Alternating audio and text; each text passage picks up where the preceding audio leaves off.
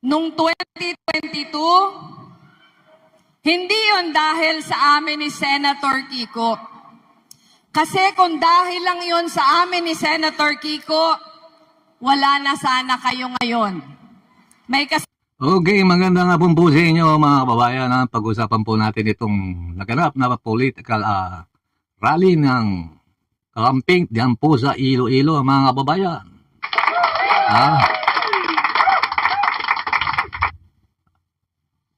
May mga malandi pong sinabi itong si dating Vice President Vice President Leni Robredo mga kababayan. Pakinggan po natin matindi po itong patama niya mga kababayan. politika, kawawa talaga ang mga natatalo kasi nakakalimutan. Yun, Pero kawawa po talaga. Pagka yung mga natalong politiko, nalilimutan na ng mga butante, mga kababayan. Itong si Marcoleta, hindi pa nag-uumpisa ang botohan mga kababayan. Nalimutan ng mga tao, kaya nireklamo yung mga mainstream media, mga kababayan. Tuloy po natin. nyo ba kami? At alam nyo kung bakit hindi nyo kami nakalimutan? Dahil hindi lang naman kami ang ipinaglaban nyo. Yun. Ang pinaglalaban nyo noong 2022 ang ating bayan. Yun. Correct. Kaya yung sakripisyong binigay nyo, kahit siguro na broken-hearted kayo. Sino ba dito yung broken-hearted? Alam niyo mga kababayan, nung natalo po si Vice Leni Robredo nung tumakbong presidente po ito, marami pong nagiya ang mga kakamping. Alam niyo yung mga kakamping, mga kababayan, solid po talaga sila, mga kababayan. Solid po yan. Tuloy po natin.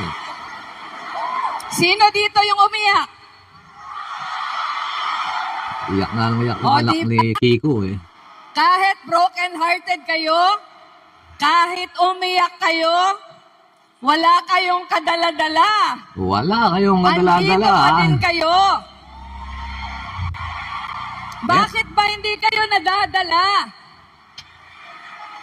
Dahil ang pinaglalaban natin hindi naman tao.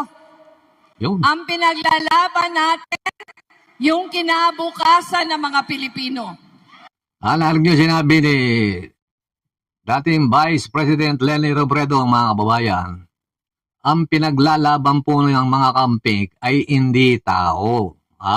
Ang pinaglalaban po nila, malinaw na malinaw, ang pinaglalaban po nila,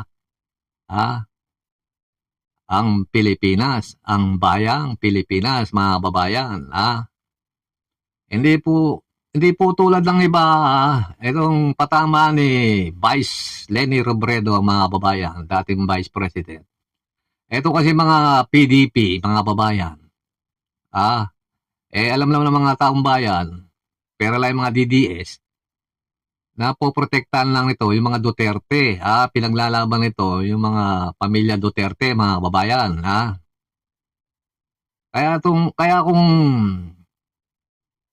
wala na kayong mga piling boto, iboboto, mas malamang iboboto ng mga tao itong si Bam Aquino at saka si Kiko Pangilinan, mga kababayan. Alam niyo naman mga dating senador yan, kung basta hindi na mga ngapa.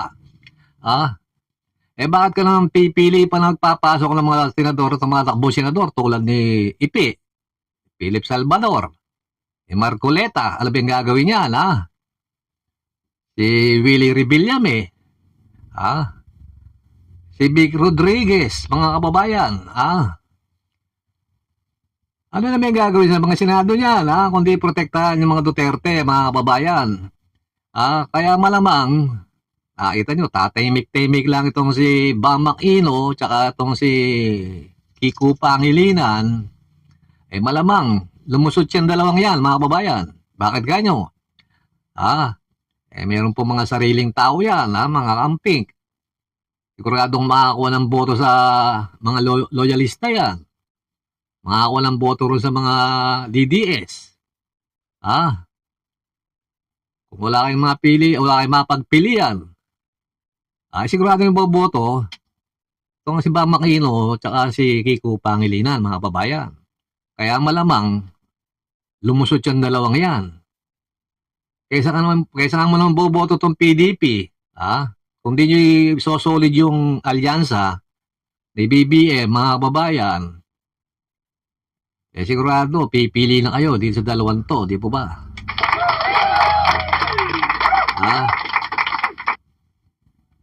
Tama po yung sinabi ni Leni Robredo. Ang pinaglalaban ng kakamping, mga babayan, bayan, hindi tao. Naglalaban natin ang minamahal nating bayan ng Pilipinas. Yun.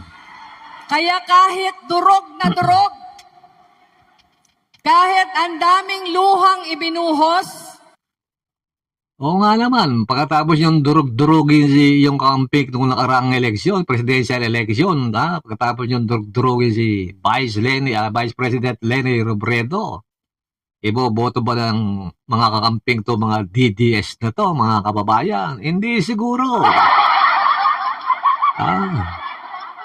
Tuloy po natin. basta para sa bayan, laban ng laban. 'Di ba? Pagbayan ang pinaglalaban, Correct. hindi tayo napapagod. Tama po ang sinabi ng kakamping. Basta bayan ang pinaglalaban, hindi po siya pwedeng mapagod, hindi po kayo pwedeng mapagod. Di tulad ni Marcoleta, reklamo ng reklamo, mga kababayan. Okay, mga kababayan, solid po yung sinabi ni dating Vice President Leni Robredo. Hindi po tao ang pinaglalaban nila. Ang pinaglalaban po nila ay yung pong bayan ng Pilipinas, mga kababayan. Kaya malamang lumusot po mga kababayan. Si dating Senador Bam Aquino, itong si dating Senador Kiko Pangilinan, ay alam nyo naman, may mga makinarya rin yan. May mga sariling tao, kamping. Tapos, artista pa yung asawa ni Senator Kiko, si Sharon Cuneta. Kaya, malamang, lumusot po yung dalawang to, mga kababayan.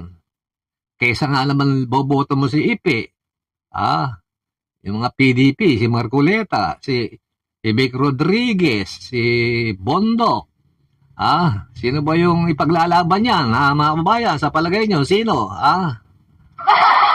yung mga Duterte lang. Okay, mga kababayan, hanggang dito na naman po. Huwag niyo kalimutan mag-subscribe. Pakipindot na rin po ang notification bell para updated po kayo sa mga susunod po nating talakayan dito lang po sa Imuwen Channel. Mabuhay po ang Pilipinas, mga kababayan.